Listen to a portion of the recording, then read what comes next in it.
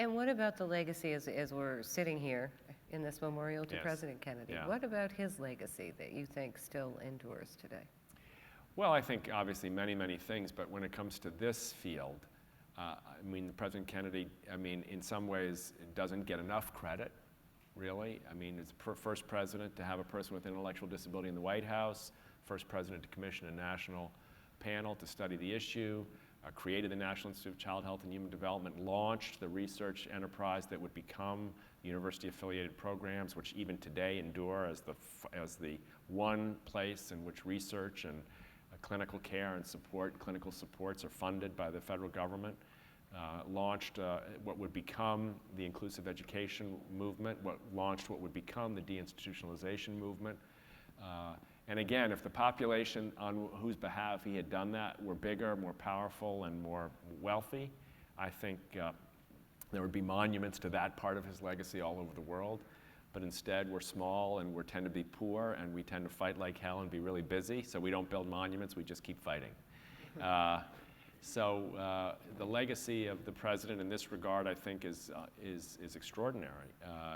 It really did create, and even today, I'll tell you, I get to sometimes meet heads of state in other countries when I can say what you could do for this country. I did this with the former president of Malawi just a few months ago. She unfortunately didn't win her re-election, but Joyce Banda was the president. I said, you know, Madam President, in the United States, things changed when the President of the United States brought a person with an intellectual disability into the house of the President, had their picture taken, and spoke on his behalf, and said that he was a valuable citizen. You too.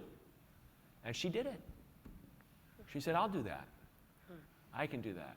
So, I mean, I take that picture of the President around the world and say that the work is here. I mean, on behalf of, you know, this is something a political leader can do. That, you know, on behalf of those, you got to remember, so many, I mean, there's moms and dads in this room and there's self-advocates in this room.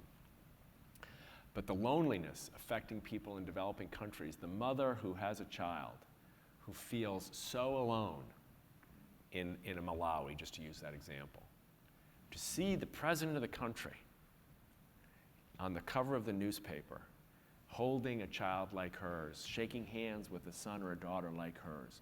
I mean, the amount of release, satisfaction, freedom that comes from feeling like someone cares, you know, someone can see, you know, I can be proud of my child, you know.